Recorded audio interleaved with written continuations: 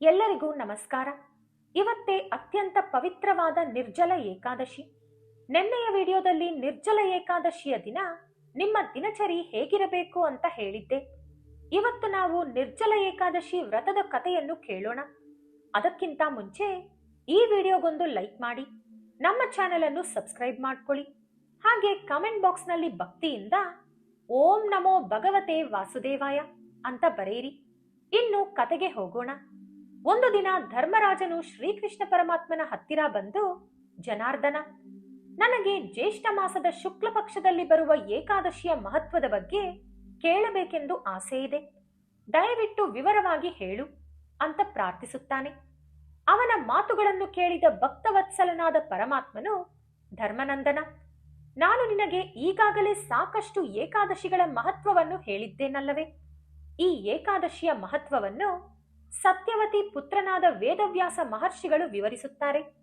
ಅವರು ಸಮಸ್ತ ತತ್ವಗಳನ್ನು ತಿಳಿದವರು, ವೇದಾಂಗಗಳನ್ನು ಸಂಪ್ರದಾಯಬದ್ಧವಾಗಿ ರಕ್ಷಿಸಿದವರು, ಧರ್ಮದ ಮಾರ್ಗದಲ್ಲಿ ನಡೆಯುವವರು. ಹಾಗಾಗಿ ನೀನು ಈ ಏಕಾದಶಿಯ ಮಹತ್ವವನ್ನು ಅವರ ಬಾಯಿಂದಲೇ ಕೇಳುವುದು ತುಂಬಾ ಒಳ್ಳೆಯದು ಅನ್ನುತ್ತಾರೆ. ಅಷ್ಟರಲ್ಲಿ ಅಲ್ಲಿಗೆ ಬಂದ ವ್ಯಾಸ ಮಹರ್ಷಿಗಳನ್ನು ನೋಡಿ ಧರ್ಮರಾಜನು, ತಾತ, ನಾನು ಮನುಸ್ಮೃತಿಯಲ್ಲಿರುವ ಧರ್ಮಗಳ ಬಗ್ಗೆ ಕೇಳಿದ್ದೇನೆ. ಹಾಗೆ ವಸಿಷ್ಠ ಸ್ಮೃತಿಯಲ್ಲಿ ವಸಿಷ್ಠರು ಹೇಳಿದ ಧರ್ಮಗಳ ಬಗ್ಗೆಯೂ ಕೇಳಿದ್ದೇನೆ. ತುಂಬಾ ದಿನಗಳಿಂದ ನನಗೆ ವೈಷ್ಣವ ಧರ್ಮಗಳ ಬಗ್ಗೆಯೂ ಕೇಳಬೇಕೆಂಬ ಆಸೆ ಇದೆ. ಹಾಗಾಗಿ ಆ ಧರ್ಮಗಳ ಬಗ್ಗೆ ದಯವಿಟ್ಟು ವಿವರವಾಗಿ ಹೇಳಿ ಅಂತ ವಿನಯದಿಂದ ಪ್ರಾರ್ಥಿಸುತ್ತಾನೆ. ಆಗ ವೇದವ್ಯಾಸರು ಧರ್ಮರಾಜನಿಗೆ ಹೀಗೆ ಹೇಳುತ್ತಾರೆ, ನೀನು ಕೇಳಿದ ಮನು ಧರ್ಮಗಳಾಗಲಿ ಅಥವಾ ವೇದಗಳಲ್ಲಿ ಹೇಳಲಾದ ಧರ್ಮಗಳಾಗಲಿ ಕಲಿಯುಗದ ಮಾನವರು ಆಚರಿಸಲು ಸಾಧ್ಯವಿಲ್ಲ. ಯಾಕಂದರೆ ಅವರಿಗೆ ಶಕ್ತಿ ತುಂಬಾ ಕಡಿಮೆ ಇರುತ್ತದೆ.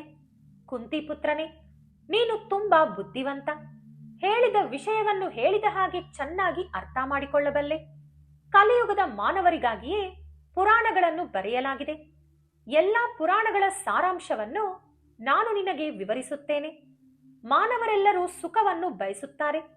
ಆ ಸುಖವನ್ನು ಪಡೆಯುವ ಉಪಾಯ ಪುರಾಣಗಳಲ್ಲೇ ಇದೆ. ಆ ಸುಖವನ್ನು ಪಡೆಯಲು ಅತಿ ಹೆಚ್ಚು ಹಣದ ಅಗತ್ಯವಿಲ್ಲ. ಹಾಗೆ ಅಷ್ಟಾಗಿ ಕಷ್ಟಪಡಬೇಕಾದ ಕೆಲಸವೂ ಇಲ್ಲ.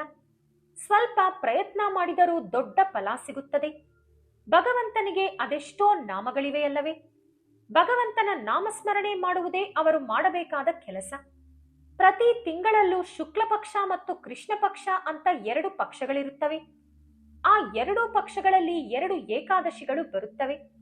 ಆ 2 ಏಕಾದಶಿಗಳಂದು ಉಪವಾಸವಿದ್ದು ಮರುದಿನ ಬೆಳಿಗ್ಗೆ ಸಿಕ್ಕ ಹೂವುಗಳಿಂದ ಕೇಶವನನ್ನು ಪೂಜಿಸಬೇಕು. ದ್ವಾದಶಿಯ ದಿನ ತನ್ನ ಶಕ್ತಿಗೆ ತಕ್ಕಂತೆ ಬ್ರಾಹ್ಮಣರಿಗೆ ಭೋಜನ ಮಾಡಿಸಿದ ನಂತರವೇ ಯಜಮಾನನು ಊಟ ಮಾಡಬೇಕು. ಈ ಏಕಾದಶಿ ಉಪವಾಸವನ್ನು ಮಕ್ಕಳು ಹುಟ್ಟಿದ ಸೂತಕದ ಸಮಯದಲ್ಲಾಗಲಿ ಅಥವಾ ಯಾರಾದರೂ ತೀರಿಕೊಂಡಾಗ ಬರುವ ಮೈಲಿಗೆಯ ಸಮಯದಲ್ಲಾಗಲಿ ಬಿಡದೆ ಮಾಡಬೇಕು. ಯಥಾ ರಾಜ ತಥಾ ಪ್ರಜಾ ಅಂತ ಶಾಸ್ತ್ರ ಹೇಳುತ್ತದಲ್ಲವೇ? ಹಾಗಾಗಿ ನೀನು ಇದನ್ನು ಆಚರಿಸಿ ಪ್ರಜೆಗಳೆಲ್ಲರಿಗೂ ಆದರ್ಶಪ್ರಾಯನಾಗಬೇಕು. ಈ ಏಕಾದಶಿ ವ್ರತವನ್ನು ಬದುಕಿರುವವರೆಗೂ ಆಚರಿಸುತ್ತಲೇ ಇರಬೇಕು. ನೀನು ಪುರುಷರಲ್ಲಿ ಶ್ರೇಷ್ಠನಾದವನು. ಹಾಗಾಗಿ ನೀನು ಜನರಿಗೆ ಇದನ್ನು ಆಚರಿಸಿ ತೋರಿಸಬೇಕು. ಸ್ವರ್ಗಕ್ಕೆ ಹೋಗಬೇಕು ಅಂದುಕೊಳ್ಳುವವರೆಲ್ಲರೂ ಯಾವುದೇ ಅನುಮಾನವಿಲ್ಲದೆ ಈ ವ್ರತವನ್ನು ಆಚರಿಸಬೇಕು. ಶಕ್ತಿ ಇಲ್ಲದವರಿಗೂ ಮತ್ತು ರೋಗಿಷ್ಠರಿಗೂ ಈ ನಿಯಮ ಅನ್ವಯಿಸುವುದಿಲ್ಲ. ಸಣ್ಣ ಪುಟ್ಟ ಪಾಪಗಳನ್ನು ಮಾಡಿದವರು, ದುರಾಚಾರಿಗಳು, ಮಹಾಪಾಪಿಗಳು ಮತ್ತು ಧರ್ಮವಿಲ್ಲದವರು ಕೂಡ ಈ ಏಕಾದಶಿ ವ್ರತವನ್ನು ಆಚರಿಸಿದರೆ ಯಮಲೋಕಕ್ಕೆ ಹೋಗಬೇಕಾದ ಅಗತ್ಯವಿರುವುದಿಲ್ಲ ಎಂದು ಹೇಳಿದರು.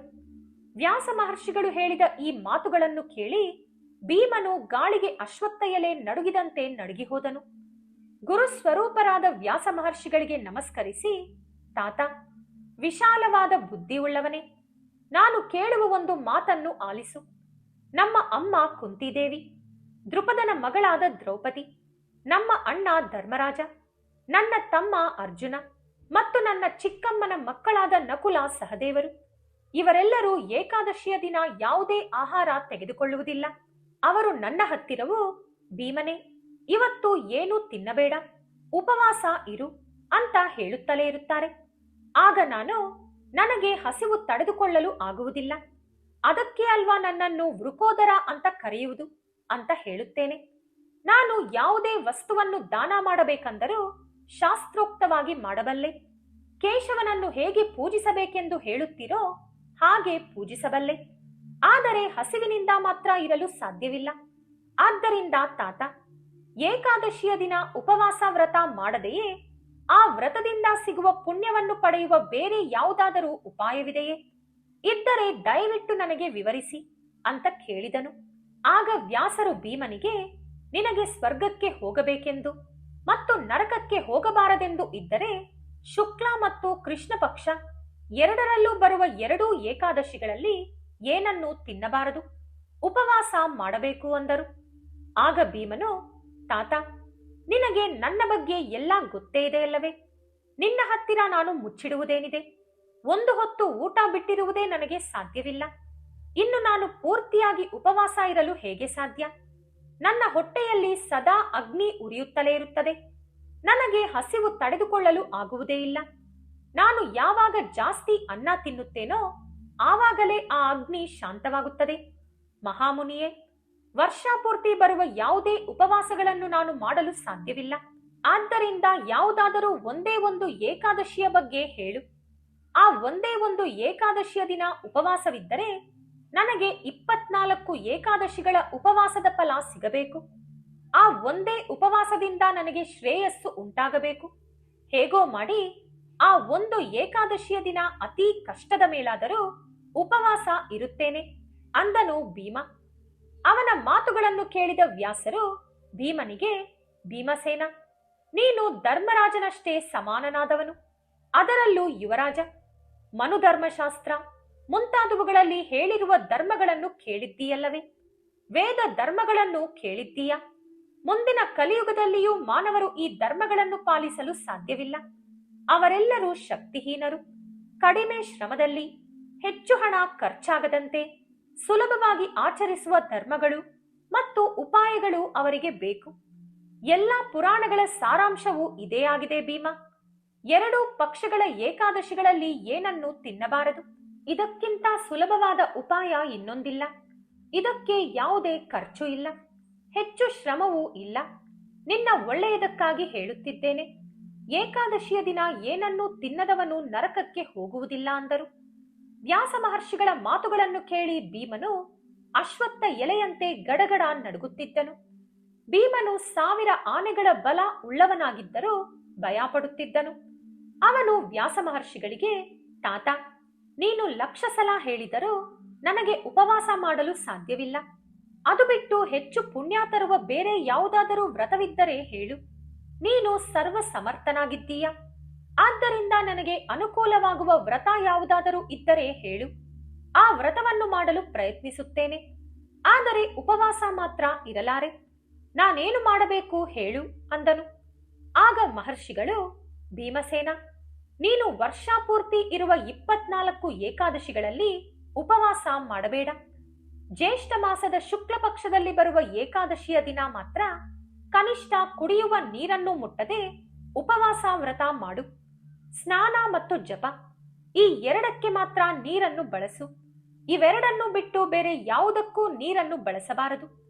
ಒಂದು ವೇಳೆ ಬೇಕಂತಲೇ ಬಳಸಿದರೆ ವ್ರತ ಭಂಗವಾಗುತ್ತದೆ.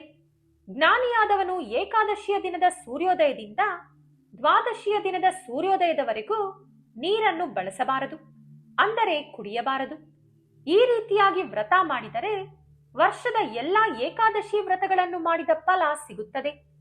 ದ್ವಾದಶಿಯ ದಿನದ ಪವಿತ್ರ ಮುಂಜಾನೆಯ ಸಮಯದಲ್ಲಿ ಸ್ನಾನ ಮಾಡಬೇಕು. ಸ್ನಾನ ಮುಗಿದ ನಂತರ ಬ್ರಾಹ್ಮಣರಿಗೆ ಜಲದಾನ, ಸುವರ್ಣ ದಾನಗಳನ್ನು ಶಾಸ್ತ್ರೋಕ್ತವಾಗಿ ಮಾಡಿ ಬ್ರಾಹ್ಮಣರ ಜೊತೆಯಲ್ಲಿ ತಾನೂ ಸಹ ಭೋಜನ ಮಾಡಬೇಕು. ಎಲ್ಲಾ ವ್ರತಗಳಲ್ಲೂ ಇಂದ್ರಿಯ ನಿಗ್ರಹ ಅತ್ಯಗತ್ಯ. ಈ ರೀತಿಯಾಗಿ ಮಾಡಿದ ಮಾನವನು ಧನ್ಯನಾಗುತ್ತಾನೆ. ಈ ವಿಧಾನವನ್ನು ಅನುಸರಿಸಿ ವ್ರತ ಮಾಡಿದ ವ್ಯಕ್ತಿಗೆ ಒಂದು ವರ್ಷದಲ್ಲಿ ಎಷ್ಟು ಏಕಾದಶಿಗಳಿವೆಯೋ ಅಷ್ಟು ಏಕಾದಶಿಗಳಲ್ಲಿ ಉಪವಾಸವಿದ್ದ ಫಲ ಸಿಗುತ್ತದೆ. ಇದರಲ್ಲಿ ಯಾವುದೇ ಸಂಶಯವಿಲ್ಲ. ಯಾಕಂದರೆ ಈ ವಿಷಯವನ್ನು ಶಂಖಚಕ್ರ ಗದಾಧಾರಿಯಾದ ಶ್ರೀ ಮಹಾವಿಷ್ಣುವೇ ಹೇಳಿದ್ದಾರೆ. ಜ್ಯೇಷ್ಠ ಮಾಸದ ಶುಕ್ಲ ಪಕ್ಷದಲ್ಲಿ ಬರುವ ಈ ಏಕಾದಶಿಯ ದಿನ ವ್ರತವನ್ನು ಆಚರಿಸುವುದರಿಂದ ಸಮಸ್ತ ತೀರ್ಥಕ್ಷೇತ್ರಗಳನ್ನು ಸಂದರ್ಶಿಸಿದ ಪುಣ್ಯ ಹಾಗೂ ಸಮಸ್ತ ದಾನಗಳನ್ನು ಮಾಡಿದ ಫಲ ಸಿಗುತ್ತದೆ. ವರ್ಷಪೂರ್ತಿ ಶುಕ್ಲ ಪಕ್ಷದ ಎಲ್ಲಾ ಏಕಾದಶಿಗಳಲ್ಲಿ ವ್ರತ ಮಾಡಿದ ಫಲವು ಲಭಿಸುತ್ತದೆ. ಏಕಾದಶಿಗಳಲ್ಲಿ ಉಪವಾಸ ಮಾಡಿದರೆ ಪುಣ್ಯ ದೊರೆಯುತ್ತದೆ. ಧನ ಧಾನ್ಯ ಸಂಪತ್ತು ವೃದ್ಧಿಯಾಗುತ್ತದೆ. ಪುತ್ರ ಸಂತಾನ ಲಭಿಸುತ್ತದೆ ಮತ್ತು ದೇಹಕ್ಕೆ ಆರೋಗ್ಯ ಸಿಗುತ್ತದೆ. ನಾನು ಹೇಳಿದ್ದೆಲ್ಲವೂ ಸತ್ಯವೇ, ಇದರಲ್ಲಿ ಒಂದು ಚೂರು ಸುಳ್ಳಿಲ್ಲ ಅಂದರು. ಸಾಮಾನ್ಯವಾಗಿ ಮಾನವನು ಮರಣ ಹೊಂದುವ ಸಮಯದಲ್ಲಿ ಭಯಂಕರವಾದ ದೊಡ್ಡ ದೊಡ್ಡ ದೇಹಗಳನ್ನು ಹೊಂದಿರುವ ಕಬ್ಬಿಣದ ದಂಡ ಹಾಗೂ ಪಾಶಗಳನ್ನು ಹಿಡಿದ ಯಮದೂತರು ಕಾಣಿಸುತ್ತಾರೆ. ಆದರೆ ಏಕಾದಶಿ ವ್ರತವನ್ನು ಆಚರಿಸುವವರಿಗೆ ಯಮದೂತರು ಕಾಣಿಸುವುದಿಲ್ಲ. ಬದಲಿಗೆ ವಿಷ್ಣುದೂತರು ದರ್ಶನ ನೀಡುತ್ತಾರೆ. ವಿಷ್ಣುದೂತರು ಶಾಂತ ಸ್ವಭಾವದವರಾಗಿರುತ್ತಾರೆ. ಪೀತಾಂಬರಗಳನ್ನು ಧರಿಸಿ ಕೈಯಲ್ಲಿ ಚಕ್ರವನ್ನು ಹಿಡಿದು ಮನೋವೇಗದಲ್ಲಿ ಸಂಚರಿಸುತ್ತಾ ವಿಷ್ಣು ಭಕ್ತರಿಗೆ ಕಾಣಿಸಿಕೊಳ್ಳುತ್ತಾರೆ. ಅಂತ್ಯಕಾಲದಲ್ಲಿ ಅವರನ್ನು ದಿವ್ಯವಾದ ವಿಮಾನಗಳಲ್ಲಿ ಕೂರಿಸಿಕೊಂಡು ವೈಕುಂಠ ಲೋಕಕ್ಕೆ ಕರೆದೊಯ್ಯುತ್ತಾರೆ. ಆದ್ದರಿಂದ 100 ರೀತಿಯಲ್ಲಿ ಪ್ರಯತ್ನಿಸಿಯಾದರೂ ಈ ನಿರ್ಜಲ ಏಕಾದಶಿ ವ್ರತವನ್ನು ಮಾಡಲೇಬೇಕು. ವ್ರತ ಮುಗಿದ ನಂತರ ನೀರಿನಲ್ಲಿ ಮಲಗಿರುವಂತೆ ಅಲಂಕರಿಸಿದ ಹಸುವನ್ನು ದಾನ ಮಾಡಬೇಕು. ಈ ರೀತಿಯಾಗಿ ದಾನ ಮಾಡಿದರೆ ಮಾನವನು ಸಮಸ್ತ ಪಾಪಗಳಿಂದ ಮುಕ್ತನಾಗುತ್ತಾನೆ. ಈ ನಿರ್ಜಲ ವ್ರತದ ವಿಧಾನವನ್ನು ಕೇಳಿದ ಪಾಂಡವರೆಲ್ಲರೂ ತಮ್ಮ ಪರಿವಾರದೊಂದಿಗೆ ಈ ವ್ರತವನ್ನು ಆಚರಿಸಿದರು. ಅಂದಿನಿಂದ ಭೀಮಸೇನನು ಈ ನಿರ್ಜಲ ಏಕಾದಶಿ ವ್ರತವನ್ನು ಮಾಡಲು ಪ್ರಾರಂಭಿಸಿದನು. ಈ ಏಕಾದಶಿಯ ಮರುದಿನ ಬರುವ ದ್ವಾದಶಿಗೆ ಪಾಂಡವ ದ್ವಾದಶಿ ಎಂಬ ಹೆಸರು ಕೂಡ ಬಂದಿತು. ಭೀಮನು ಮುಂಜಾನೆಯೇ ಎದ್ದು, ಇವತ್ತು ನಾನು ಅನ್ನ ತಿನ್ನಬಾರದಲ್ಲ ಭಗವಂತನೇ ಅಂತ ಮನಸ್ಸಿನಲ್ಲಿ ಸಂಕಟ ಪಡುತ್ತಾ ಮಧ್ಯಾಹ್ನದವರೆಗೂ ಕಳೆದನು. ಆಮೇಲೆ ಹಸಿವಿನ ಜ್ವಾಲೆ ತಡೆದುಕೊಳ್ಳಲಾರದೆ ಗಂಗಾ ನದಿಗೆ ಇಳಿದನು. 3ನೇ ಜಾವದಲ್ಲಿ ನಿಧಾನವಾಗಿ ಸ್ನಾನ ಮಾಡಿದನು. ಆ ಸ್ನಾನದಿಂದ ಅವನ ಹೊಟ್ಟೆ ಉರಿ ಸ್ವಲ್ಪ ಕಡಿಮೆಯಾಯಿತು. ರಾತ್ರಿಯ ಜಾಗರಣೆಯನ್ನು ಕೂಡ ಅತಿ ಕಷ್ಟದ ಮೇಲೆ ಮಾಡಿದನು. ತಾತನ ಮಾತಿನ ಮೇಲೆ ನಂಬಿಕೆ ಇಟ್ಟ ಭೀಮನು ಈ ರೀತಿಯಾಗಿ ನಿರ್ಜಲ ಏಕಾದಶಿಯನ್ನು ಆಚರಿಸಲು ಒಗ್ಗಿಕೊಂಡನು. ನಿರ್ಜಲ ಏಕಾದಶಿಯ ದಿನ 2 ಜಾವ ಕಳೆದ ನಂತರ ಭೀಮನು ಸ್ನಾನ ಮಾಡಿದ ಹಾಗೆ ಸ್ನಾನ ಮಾಡಬೇಕು. ಅಪರಾಹ್ನ ಮಧ್ಯಾಹ್ನದಲ್ಲಿ, ಅಂದರೆ ಮಧ್ಯಾಹ್ನದ ನಂತರ 2ನೇ ಬಾರಿ ಸ್ನಾನ ಮಾಡಬೇಕು. ಮುಂಜಾನೆ ಮಾಡುವ ಸ್ನಾನ, ಸಂಧ್ಯಾ ವಂದನೆ ಮುಂತಾದವುಗಳನ್ನು ಕಡ್ಡಾಯವಾಗಿ ಮಾಡಲೇಬೇಕು. ಮಧ್ಯಾಹ್ನದವರೆಗೂ ಸ್ನಾನ ಮಾಡದೆ ಇರಬಾರದು. ವ್ಯಾಸರು ಜನಮೇಜಯ ಮಹಾರಾಜನಿಗೂ ಇದೇ ರೀತಿ ಹೇಳುತ್ತಿದ್ದಾರೆ. ಜನಮೇಜಯ ಮಹಾರಾಜನೇ, ನಿಮ್ಮ ಮುತ್ತಾತಂದಿರು ಆಚರಿಸಿದಂತೆಯೇ ನೀನು ಕೂಡ ಈ ಉಪವಾಸ ವ್ರತವನ್ನು ಸ್ವೀಕರಿಸು. ಇದನ್ನು ಆಚರಿಸಿ ಶ್ರೀಹರಿಯನ್ನು ಪೂಜಿಸು. ಅದರಿಂದ ನಿನಗಿರುವ ಸಮಸ್ತ ಪಾಪಗಳು ನಾಶವಾಗುತ್ತವೆ ಅಂದರು. ಓ ದೇವದೇವೇಶ, ನಾನು ಇವತ್ತು ನಿರ್ಜಲ ಏಕಾದಶಿ ವ್ರತವನ್ನು ಮಾಡುತ್ತಿದ್ದೇನೆ. ನೀರನ್ನು ಕುಡಿಯದೆ ಉಪವಾಸ ಇರುತ್ತೇನೆ. ಹರಿವಾಸರ ಎಂದು ಕರೆಯಲ್ಪಡುವ ಏಕಾದಶಿಯ ಮರುದಿನ ದ್ವಾದಶಿಯಂದು ಅನ್ನವನ್ನು ಸ್ವೀಕರಿಸುತ್ತೇನೆ. ನನ್ನ ವ್ರತವನ್ನು ಯಾವುದೇ ವಿಘ್ನವಿಲ್ಲದೆ ನೆರವೇರಿಸು ಎಂದು ಸಂಕಲ್ಪ ಮಾಡಿಕೊಳ್ಳಬೇಕು. ಆ ನಂತರ ಉಪವಾಸ ಇರಬೇಕು. ಪ್ರತಿ ವ್ರತಕ್ಕೂ ಶ್ರದ್ಧೆ ಮತ್ತು ಇಂದ್ರಿಯ ನಿಗ್ರಹ ಅತ್ಯಂತ ಅವಶ್ಯಕ. ಈ ವ್ರತದಿಂದ ಸಮಸ್ತ ಪಾಪಗಳು ನಾಶವಾಗುತ್ತವೆ. ಸ್ತ್ರೀಯರಿಗಾಗಲಿ ಅಥವಾ ಪುರುಷರಿಗಾಗಲಿ ಮೇರು ಪರ್ವತ ಅಥವಾ ಮಂದರ ಪರ್ವತದಷ್ಟೇ ದೊಡ್ಡದಾದ ಪಾಪದ ರಾಶಿ ಇದ್ದರೂ ಅದು ಏಕಾದಶಿಯ ಪ್ರಭಾವದಿಂದ ಬೂದಿಯಾಗಿ ಹೋಗುತ್ತದೆ. ಒಂದು ವೇಳೆ ನೀರಿನಲ್ಲಿರುವ ಹಸುವನ್ನು ಕೊಡುವ ಶಕ್ತಿ ಇಲ್ಲದಿದ್ದರೆ ಬಂಗಾರ ಹಾಗೂ ದಕ್ಷಿಣೆಯನ್ನು ಇಟ್ಟಿರುವ ಕೊಡವನ್ನು ಬಟ್ಟೆಯಿಂದ ಸುತ್ತಿ ದಾನ ಮಾಡಬೇಕು. ಈ ಏಕಾದಶಿಯ ದಿನ ನೀರನ್ನೂ ಸಹ ತ್ಯಜಿಸಿ ವ್ರತ ಮಾಡುವುದೇ ಪ್ರಧಾನವಾದದ್ದು. ಹಾಗೆ ಮಾಡಿದ ಮಾನವನು ಮಹಾಪುಣ್ಯವನ್ನು ಪಡೆಯುತ್ತಾನೆ. ಈ ನಿರ್ಜಲ ಏಕಾದಶಿಯ ದಿನ ಪ್ರತಿ ಜಾವದಲ್ಲೂ ಸ್ನಾನ ಮಾಡಿದರೆ, ದಾನ ಮಾಡಿದರೆ, ಜಪ ಮಾಡಿದರೆ ಅಥವಾ ಹೋಮ ಮಾಡಿದರೆ ಆ ಮಾನವನಿಗೆ ಪ್ರತಿ ಜಾವದಲ್ಲೂ ಬಂಗಾರವನ್ನು ದಾನ ಮಾಡಿದಷ್ಟೇ ಫಲ ಸಿಗುತ್ತದೆ. ಮಾಡಿದ ಪ್ರತಿಯೊಂದು ಕೆಲಸ, ಪ್ರತಿಯೊಂದು ದಾನವು ಅಕ್ಷಯವಾಗುತ್ತದೆ ಎಂದು ಶ್ರೀಕೃಷ್ಣನು ಹೇಳುತ್ತಾನೆ. ಈ ನಿರ್ಜಲ ಏಕಾದಶಿ ವ್ರತವನ್ನು ಆಚರಿಸಿದವರಿಗೆ ಬೇರೆ ಯಾವುದೇ ಧರ್ಮದ ಅಗತ್ಯವಿರುವುದಿಲ್ಲ. ಭಕ್ತಿ ಶ್ರದ್ಧೆಗಳಿಂದ ಈ ವ್ರತವನ್ನು ಆಚರಿಸಿದವರು ವೈಕುಂಠವನ್ನು ಸೇರುತ್ತಾರೆ. ಈ ನಿರ್ಜಲ ಏಕಾದಶಿಯ ದಿನ ಚಿನ್ನವನ್ನಾಗಲಿ, ಅನ್ನವನ್ನಾಗಲಿ ಅಥವಾ ವಸ್ತ್ರಗಳನ್ನಾಗಲಿ ದಾನ ಮಾಡಿದರೆ ಅದು ಆ ಯಜಮಾನನಿಗೆ ಅಕ್ಷಯವಾದ ಅಭಿವೃದ್ಧಿಯನ್ನು ತಂದುಕೊಡುತ್ತದೆ. ಏಕಾದಶಿಯ ದಿನ ಅನ್ನ ತಿಂದರೆ ಮಾನವನು ಪಾಪವನ್ನೇ ತಿಂದ ಹಾಗೆ. ಅಂತಹ ಮಾನವನು ಈ ಲೋಕದಲ್ಲಿ ಚಂಡಾಲನಿಗೆ ಸಮಾನ. ಮರಣದ ನಂತರ ದುರ್ಗತಿಯನ್ನೇ ಹೊಂದುತ್ತಾನೆ. ಜ್ಯೇಷ್ಠ ಮಾಸದ ಶುಕ್ಲ ಪಕ್ಷದ ಏಕಾದಶಿಯಂದು ಉಪವಾಸ ಮಾಡಿ ದ್ವಾದಶಿಯ ದಿನ 10 ರೀತಿಯ ದಾನಗಳನ್ನು ಮಾಡಿದವರು ಮೋಕ್ಷವನ್ನು ಪಡೆಯುತ್ತಾರೆ. ಬ್ರಹ್ಮಹತ್ಯೆ ಮಾಡಿದವರು, ಮದ್ಯಪಾನ ಮಾಡಿದವರು, ಕಳ್ಳತನ ಮಾಡಿದವರು, ಗುರುದ್ರೋಹಿಗಳು ಮತ್ತು ಪ್ರತಿನಿತ್ಯ ಸುಳ್ಳು ಹೇಳುವವರು ಕೂಡ ಈ ನಿರ್ಜಲ ಏಕಾದಶಿ ವ್ರತವನ್ನು ಆಚರಿಸಿ ತಮ್ಮ ಪಾಪಗಳಿಂದ ಮುಕ್ತರಾಗುತ್ತಿದ್ದಾರೆ. ಏಕಾದಶಿಯ ದಿನ ನೀರಿನಲ್ಲಿ ಶಯನಿಸಿರುವ ಶ್ರೀ ಮಹಾವಿಷ್ಣುವನ್ನು ಪೂಜಿಸುವುದು, ನೀರಿನಲ್ಲಿರುವ ಹಸುವನ್ನಾಗಲಿ ಅಥವಾ ಪ್ರತ್ಯಕ್ಷವಾಗಿರುವ ಹಸುವನ್ನಾಗಲಿ ಅಥವಾ ತುಪ್ಪದಿಂದ ಮಾಡಿದ ಹಸುವನ್ನಾಗಲಿ ದಾನ ಮಾಡುವುದು ಕಡ್ಡಾಯ. ಪ್ರಯತ್ನಪೂರ್ವಕವಾಗಿ ಬ್ರಾಹ್ಮಣರನ್ನು ಆಹ್ವಾನಿಸಿ ಪಂಚಭಕ್ಷ್ಯ ಪರಮಾನ್ನಗಳೊಂದಿಗೆ ಭೋಜನ ಮಾಡಿಸಬೇಕು. ಉತ್ತಮ ದಕ್ಷಿಣೆಗಳನ್ನು ನೀಡಿ ತೃಪ್ತಿಪಡಿಸಬೇಕು. ಬ್ರಾಹ್ಮಣರು ಸಂತೃಪ್ತರಾದರೆ ಶ್ರೀಹರಿಯು ಕೂಡ ಅತೀ ಬೇಗನೆ ಸಂತೃಪ್ತನಾಗುತ್ತಾನೆ. ಯಾರು ಈ ಏಕಾದಶಿ ವ್ರತವನ್ನು ಮಾಡುವುದಿಲ್ಲವೋ ಅಂತಹವರು ತಮಗೆ ತಾವೇ ದ್ರೋಹ ಮಾಡಿಕೊಂಡ ಹಾಗೆ. ಭಗವಂತನು ಸಂತೃಪ್ತನಾದರೆ ಮೋಕ್ಷವನ್ನು ಪ್ರಸಾದಿಸುತ್ತಾನೆ. ಈ ಏಕಾದಶಿಯ ದಿನ ಶಾಂತ ಸ್ವಭಾವದಿಂದ ಇರಬೇಕು. ದಾನ ಮಾಡಬೇಕೆಂಬ ಆಸೆ ಹೊಂದಿರಬೇಕು. ಉಪವಾಸವಿದ್ದು ಶ್ರೀಹರಿಯನ್ನು ಅರ್ಚಿಸಬೇಕು. ರಾತ್ರಿ ಇಡೀ ಜಾಗರಣೆ ಮಾಡುವವನು ತನಗಿಂತ ಮುಂಚೆ ಸದಾ ಅನಾಚಾರಗಳನ್ನು ಮಾಡುತ್ತಾ ತನ್ನ ಕುಲದಲ್ಲಿ ಹುಟ್ಟಿದ 101 ತಲೆಮಾರಿನವರನ್ನು ಕೂಡ ವಿಷ್ಣುವಿನ ನಿವಾಸವಾದ ವೈಕುಂಠಕ್ಕೆ ಸೇರಿಸುತ್ತಾನೆ. ಅನ್ನ, ನೀರು, ಆಕಳು, ವಸ್ತ್ರಗಳು, ಹಾಸಿಗೆ, ಉತ್ತಮ ದರ್ಬೆಯ ಆಸನಗಳು, ಕಮಂಡಲ, ಛತ್ರಿ, ಪಾದರಕ್ಷೆಗಳು ಇವೆಲ್ಲವನ್ನು ಏಕಾದಶಿಯ ದಿನ ಉತ್ತಮ ಪಾತ್ರರಾದ ಬ್ರಾಹ್ಮಣರಿಗೆ ದಾನ ಮಾಡಬೇಕು. ಇಂತಹವರು ಚಿನ್ನದ ವಿಮಾನವನ್ನು ಏರಿ ವೈಕುಂಠಕ್ಕೆ ಹೋಗುವುದು ಸತ್ಯ. ಯಾವ ಮಾನವನು ಈ ನಿರ್ಜಲ ಏಕಾದಶಿಯ ಮಹತ್ವಕ್ಕೆ ಸಂಬಂಧಿಸಿದ ಕಥೆಯನ್ನು ಭಕ್ತಿಯಿಂದ ಕೇಳುತ್ತಾನೋ ಅಥವಾ ಓದುತ್ತಾನೋ ಅವರೆಲ್ಲರೂ ಸ್ವರ್ಗವನ್ನು ಪಡೆಯುತ್ತಾರೆ.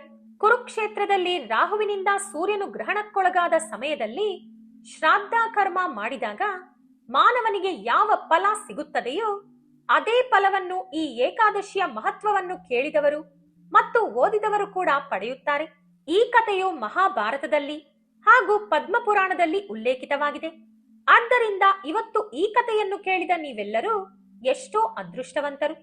ಈ ವಿಡಿಯೋ ಇಷ್ಟವಾಗಿದ್ದರೆ ಲೈಕ್ ಮಾಡಿ, ಶೇರ್ ಮಾಡಿ, ನಮ್ಮ ಚಾನೆಲ್ ಅನ್ನು ಸಬ್ಸ್ಕ್ರೈಬ್ ಮಾಡಿಕೊಂಡು ಬೆಲ್ ಐಕಾನ್ ಕ್ಲಿಕ್ ಮಾಡಿ. ಧನ್ಯವಾದಗಳು.